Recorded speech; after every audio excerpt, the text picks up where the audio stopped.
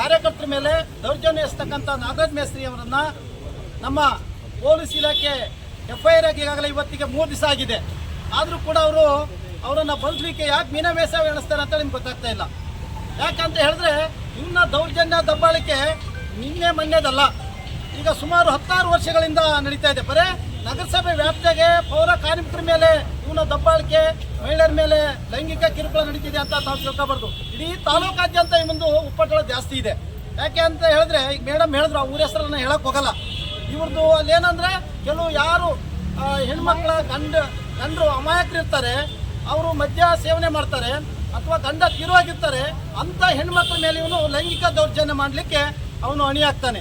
ಅವ್ರನ್ನ ಯಾವ ರೀತಿ ಸೆಳೆಯೋಕ್ಕೆ ಇದು ಮಾಡ್ತಾನೆ ಅಂದರೆ, ಇಲ್ಲಿ ಪೌರ ಕಾರ್ಮಿಕರು ಬಂದಂಥ ಬೆಳಿಗ್ಗೆ ಕೆಲಸಕ್ಕೆ ಬಂದಾಗ ಕೆಲವು ಹೆಣ್ಮಕ್ಳ ಮೇಲೆ ನೀವು ಭಾರಿ ಚೆನ್ನಾಗಿದೆಯಮ್ಮ, ನಿನ್ನ ಗಂಡ ಕುಡಿತಾನೆ, ನಿನ್ನ ಚೆನ್ನಾಗಿ ನೋಡ್ಕೊಳ್ತೀನಿ, ನಿನ್ನ ಚಿನ್ನ ಕೊಡಿಸ್ತೀನಿ, ನೀನು ನನ್ನ ಜೊತೆಗೆ ಇಟ್ಬಿಟ್ಟು ನಿಮ್ಗೊಂದು ಮನೆ ಮಾಡ್ಕೊಡ್ತೀನಿ ಅಂತೇಳಿ ಅವ್ರಿಗೆ ಆಮಿಷ ಹೊಡಿಸ್ತಾನೆ. ಆದರೆ ಕೆಲವು ಹೆಣ್ಮಕ್ಳು ಮರ್ಯಾದೋಸ್ತರು ಮನೆಗೆ ಹೋಗಿ ಗಂಡನ ಹತ್ರ ಹೇಳಿದ್ರೆ ನನ್ನ ಸಂಸಾರ ಎಲ್ಲಿ ಒಡೆದೋಗುತ್ತೆ ಅನ್ನೋ ಭಾವನೆ ಒಳಗೆ ಅವ್ರು ಇಲ್ಲಿವರೆಗೂ ಮುಚ್ಕೊಂಡಿದ್ರು. ಆದರೆ ಇವತ್ತು ಯಾಕೆ ಇದು ಸಿಡಿದಾದ್ರು ಅಂದರೆ, ನೊಂದಂಥ ಹೆಣ್ಮಕ್ಳು ಎಷ್ಟು ದಿನ ಅಂತ ಸುಧಾರಿಸ್ತಾರೆ? 1 ದಿವಸ, 2 ದಿವಸ, 3 ದಿವಸ, 4 ದಿವಸ. ಆದರೆ ಒಂದಲ್ಲ ಒಂದು ದಿವಸ ಇದ್ರ ವಿರುದ್ಧ ಸಿಡಿದೇಳ್ತಾರೆ ಅನ್ನೋ ಪರಿಜ್ಞಾನ ಇರಬೇಕಿತ್ತು.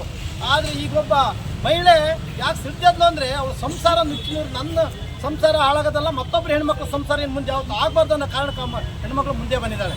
ಅದಕ್ಕೋಸ್ಕರ ಇವತ್ತೆಲ್ಲ ಹೆಣ್ಮಕ್ಳು ಸೇರಿದ್ದಾರೆ. ಸುಮ್ಮನೆ ಅಲ್ಲ, ಅವ್ರ ಆಪ್ತ ವಸೂಲಿ ಯಾವ ರೀತಿ ನಡೀತಾ ಇದೆ ಅಂದರೆ, ಅಲ್ಲೊಂದು ಗೂಡಂಗಡಿ ಇದೆ, ಇವರೇ ಹಾಕ್ಸೋದು. ಬನ್ನಿ ಸರ್, ನಿಮಗೊಂದು 50,000 ನನಗೆ ಕೊಟ್ಟರೆ ನಾನು ನಿಮಗೆ ನಗರಸಭೆ ಎಲ್ಲಿ ಬೇಕಾದ್ರೆ ಗೂಡಂಗಡಿ ಹಾಕ್ಸ್ಕೊಡ್ತೀನಿ ಅನ್ನೋದು. ಮತ್ತು ಇಲ್ಲಿ ಪೌರ ಕಾರ್ಮಿಕರು ಪ್ರತಿ ತಿಂಗಳ ಸಂಬಳ ಹಾಕ್ಬಿಡ್ಲೆ 2,000 ರೂಪಾಯಿ ಕೇಳ್ತಾ ಇದ್ದಾರೆ ಅಂತಕ್ಕಂಥ. ಇದೆಲ್ಲ ಯಾರು ಇವರಿಗೆ? ಇವ್ರ ಹಿಂದೆ ಯಾರೋ ಇದ್ದಾರೆ.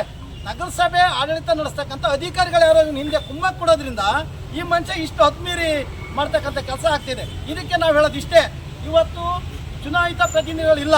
ಈ ಚುನಾಯಿತ ಪ್ರತಿಗಳ ಪರವಾಗಿ ಇವತ್ತು ಯಾರಿದ್ದಾರೆ ಅಂದರೆ, ಈ DC ಅವರು ಇದ್ದಾರೆ. ಇವತ್ತು ನಮ್ಮ DC ಅವ್ರಿಗೆ ಕೂಡ ಅವರು ನೊಂದ ಮಹಿಳೆ ಮನವಿಯನ್ನು ಕೊಟ್ಟಿದ್ದಾರೆ. ಆದರೂ ಇದುವರೆಗೆ ಯಾವುದೇ ಕ್ರಮ ಆಗಿಲ್ಲ. ನಮ್ಮ ಉದ್ದೇಶ ಇಷ್ಟೇ, DC ಅವರು ನಮ್ಮ ಪ್ರತಿಭಟನಾ ಸ್ಥಳಕ್ಕೆ ಆಗಮಿಸಿ ತಕ್ಷಣ ನಮ್ಮ ಸೇವೆಯಿಂದ ವಜಾಗೊಳಿಸಬೇಕು. ಹಾಗೇನೆ ಪೊಲೀಸ್ ಇಲಾಖೆಯರು 24 ಗಂಟೆ ಒಳಗಡೆ ಇವತ್ತು ಬಂಧಿಸದೇ ಹೋದರೆ ನಾವು ನಾಳೆಯಿಂದ ನಿರಂತರ ಧರಣಿ ಸತ್ಯಾಗ್ರಹವನ್ನು ಹಮ್ಮಿಕೊಳ್ತೀವಿ. ಮಾತ್ರ ಇವತ್ತು DC ಅವ್ರು ಬರದೇ ಹೋದರೆ ನಾವು ಈ ಧರಣಿ ಸತ್ಯಾಗ್ರಹವನ್ನು ಇಲ್ಲಿಂದ ಎದ್ದೇಳೋದಿಲ್ಲ. ಅಮಾನತ್ತು ಆದೇಶ ಬರೋವರೆಗೂ ನಾವು ಇಲ್ಲೇ ಕೂರ್ತೀವಿ ಅಂತ ಹೇಳ್ತಾ ಈ ಸಭೆಗೆ ಆಗಮಿಸಿದ ಎಲ್ಲ ಮಹಿಳೆಯರಿಗೆ, ಎಲ್ಲ ಪೌರ ಕಾರ್ಮಿಕರಾದಂತಹ ಮೇಸ್ತ್ರಿ ನಾಗರಾಜ್ ಮೇಸ್ತ್ರಿ ಎಂಬುವರು ಒಬ್ಬ ದಲಿತ ಮಹಿಳೆ ಮೇಲೆ ದೌರ್ಜನ್ಯವನ್ನು, ಕಿರುಕುಳವನ್ನು ಕೊಟ್ಟಿದ್ದಾನೆ. ಹಾಗಾಗಿ ಆತನ ತಕ್ಷಣವೇ ಬಂಧಿಸಬೇಕು. ಯಾಕಂದರೆ 8ನೇ ತಾರೀಕು ಅವನ ಮೇಲೆ FIR ಆಗಿರ್ತಕ್ಕಂಥದ್ದು. ಆದರೆ ಸಾಗರದಲ್ಲಿ ಅವರು FIR ಮಾಡ್ತಿರ್ಲಿಲ್ಲ. ಯಾಕಂದರೆ ಇಲ್ಲಿ ಸ್ವಲ್ಪ ರಾಜಕೀಯ ಒತ್ತಡದಿಂದ ಇಲ್ಲಿ ಮಾಡೋದಂತ ನಮಗೆ ಪಕ್ಕ ಗೊತ್ತಿತ್ತು. ಹಾಗಾಗಿ ಶಿವಮೊಗ್ಗ ಮಹಿಳಾ ಠಾಣೆಯಲ್ಲಿ ಆತನ ಮೇಲೆ FIR ಮಾಡಿಸಿದ್ದೀವಿ. ಹಾಗಾಗಿ ಇವತ್ತಾಗಲೇ 8ನೇ ತಾರೀಕು ಆಗಿದ್ದು, ಇವತ್ತಾಗಲೇ 13ನೇ ತಾರೀಕು, 15ನೇ ತಾರೀಕು, ಇಲ್ಲಿವರೆಗೂ 4 ದಿವಸ ಆಗಿದೆ. ಇನ್ನೂ ಕೂಡ ಪೊಲೀಸ್ ಇಲಾಖೆ ಆತನ ಮೇಲೆ ಏನು ಕ್ರಮ ತಗೊಂಡಿಲ್ಲ. ಯಾಕೆ ಆ ರೀತಿ ಮೀನವೇಷ ಮಾಡ್ತಾರೆ? ಹಂಗಾರೆ ದಲಿತರಿಗೆಲ್ಲೂ ಒಂದು ನ್ಯಾಯನೇ ಇಲ್ವಾ? ಹಂಗಾರೆ ದಲಿತರಿಗೆ ಶೋಷಣೆಗೆ ಒಳಗಾಗಿರ್ತಕ್ಕಂಥ ಮಹಿಳೆಗೆ ಒಂದು ನ್ಯಾಯಸಮ್ಮತವಾದ ಒಂದು ನ್ಯಾಯವನ್ನು ಕೊಡ್ತಕ್ಕಂಥದ್ದು ಯಾರು? ಹಂಗಾರೆ ಬಾಬಾ ಸಾಹೇಬ್ ಅಂಬೇಡ್ಕರ್ ಅವರು ಈ ದೇಶಕ್ಕೆ ಸಂವಿಧಾನವನ್ನು ಬರೆದಿದ್ದಾರೆ. ಈ ಬಾಬಾ ಸಾಹೇಬ್ ಅಂಬೇಡ್ಕರ್ ಈ ಸಂವಿಧಾನದ ಅಡಿಯಲ್ಲಿ ಅವರು ಇವತ್ತು ಅನ್ನ ಉಣ್ತಿದ್ದಾರೆ. ಇವತ್ತು ನಾಗರಾಜ್ ಮೇಸ್ತ್ರಿ ಇವತ್ತು ಪೌರ ಕಾರ್ಮಿಕರಾಗಿ ಕೆಲಸ ಮಾಡ್ತಾ ಇದ್ದಾರೆ ಬಾಬಾ ಸಾಹೇಬ್ ಅಂಬೇಡ್ಕರ್ ಅವರ ಸಂವಿಧಾನ ಅಡಿಯಲ್ಲಿ. ಹಾಗಾಗಿ ಇವತ್ತು ಏನು ಆತ ಈ ರೀತಿ ಒಂದು ಹೆಣ್ಣು ಮಗಳ ಮೇಲೆ ಈ ರೀತಿ ದೌರ್ಜನ್ಯವನ್ನು ಎಸಗಿದ್ದಾನೆ. ಆತನ ಎಷ್ಟೇ ಪ್ರಭಾವ ಇದ್ದರೂ ಕೂಡ ಪೊಲೀಸ್ ಇಲಾಖೆ ಯಾವುದಕ್ಕೂ ಮಣಿಯದೆ ಆತನ 24 ಗಂಟೆ ಒಳಗೆ ಬಂಧಿಸಬೇಕು. ಮೊನ್ನೆ ಜಿಲ್ಲಾಧಿಕಾರಿಗಳು, ಈ ನಗರಸಭೆಯ ಆಡಳಿತಾಧಿಕಾರಿಗಳು ಈಗ ಜಿಲ್ಲಾಧಿಕಾರಿಗಳೇ. ಹಾಗಾಗಿ ಮೊನ್ನೆ ಜಿಲ್ಲಾಧಿಕಾರಿ ಗಮನದಲ್ಲೂ ಕೂಡ ಅದು ಈ ವಿಷಯ ಇದೆ. ಆದರೂ ಕೂಡ ಅವರು ಕೂಡ ಮೂಕ ಪ್ರೇಕ್ಷಕರಾಗಿ ಒಂದು ನೋಡ್ತಿದ್ದಾರೆ. ಯಾಕೆ ಅಂತ ಗೊತ್ತಾಗ್ತಿಲ್ಲ. ಹಾಗಾಗಿ ಆತನ ಕೆಲಸದಿಂದ ತಕ್ಷಣ ಅಮಾನತು ಮಾಡಬೇಕು. ಅಮಾನತು ಆಗುವವರೆಗೂ ನಾವು ಯಾರು ಕೂಡ ಈ ಜಾಗದಿಂದ ಕದಲ ಅನ್ನೋ ಒಂದು ಮಾತನ್ನು ಕೂಡ ಈ ಸಂದರ್ಭದಲ್ಲಿ ಹೇಳ್ತಿದ್ದೇನೆ. ಈ ಲೈಂಗಿಕ ಕ್ರಿಯೆ ದೌರ್ಜನ್ಯನ ನಗರಸಭೆ ಒಂದಲ್ಲ, ಆಲ್ಮೋಸ್ಟ್ ರಾಜ್ಯಾದ್ಯಂತ ಸರ್ಕಾರಿ ಇಲಾಖೆ, ಪ್ರೈವೇಟ್ ಸಂಸ್ಥೆಗಳಲ್ಲಿ ನಡೀತಾ ಐತಿ. ದಯಮಾಡಿ ಈ ಹೆಣ್ಮಗಳು ಒಂದು ಧೈರ್ಯವಾಗಿ ಅವಳ ಮೇಲೆ ನಡೀತಕ್ಕಂಥ 3 ವರ್ಷದ ಲೈಂಗಿಕ ಕ್ರಿಯೆ ಪ್ರಚೋದನೆಯನ್ನು ಪಬ್ಲಿಕ್ ಆಗಿ ಹೇಳಿರೋದ್ರಿಂದ ಈ ವ್ಯಕ್ತಿ ಯಾವುದೇ ಜಾತಿ ಸೇರಲಿ, ಯಾವುದೇ ಇರಲಿ, ಇಂಥ ವ್ಯಕ್ತಿಗಳಿಗೆ ತಲೆದಂಡ ತರಲೇಬೇಕು. ಇದಕ್ಕೆ ನಮ್ಮ ರೈತ ಸಂಘ ಸಾಗರ ತಾಲೂಕಿನಲ್ಲಿ ದಲಿತ ಮುಖಂಡರಿಗೆ, ಇವತ್ತು ದಲಿತ ಮುಖಂಡರೇ ದಲಿತ ಒಬ್ಬ ಅಧಿಕಾರಿ ವಿರುದ್ಧ ಸ್ಟ್ರೈಕ್ ಮಾಡ್ತಾರೆ ಅಂದರೆ ಎಷ್ಟು ಇವನ ಜಾತಿ ಹಿನ್ನೆಲೆ ಇಟ್ಕೊಂಡು ಆ ಹೆಣ್ಮಗಳಿಗೆ ಕಿರುಕುಳ ಕೊಟ್ಟಿರ್ಬೋದು ಅನ್ನೋದು ನನಗೆ ಅರ್ಥ ಆಗ್ತೈತಿ.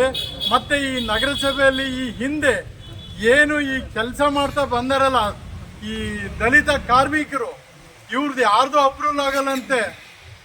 ಹೊಸದಾಗಿ ಕೇರಳ ತಮಿಳುನಾಡಿಂದ ಯಾರು 2 ಲಕ್ಷ 3 ಲಕ್ಷ ಕೊಟ್ಟು ಪಟ್ಟಂತ ಮಾಡ್ತಾರೆ, ಅವ್ರದ್ದೆಲ್ಲ ಇವತ್ತು ಸರ್ಕಾರಿ ಕೆಲಸಕ್ಕೆ ನೇಮಕ ಆಗೈತಂತೆ.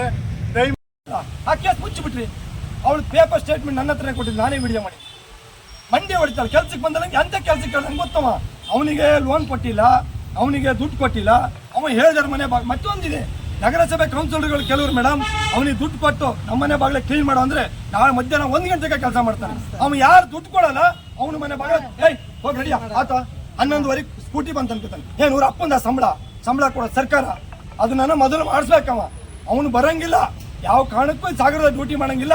ಅವ್ನು ಸಸ್ಪೆಂಡ್ ಮಾಡ್ರಿ, ಇಲ್ಲ ಮನೆ ಕಳಿಸ್ರಿ. ನಾಳೆ ನಿಮಗೂ ಕೂಡ ಏಕವಚನ ಮಾತಾಡ್ತಾನೆ. ನೀವು ರೆಸ್ಪಾಂಡ್ ನೋಡಿದ್ರಾ?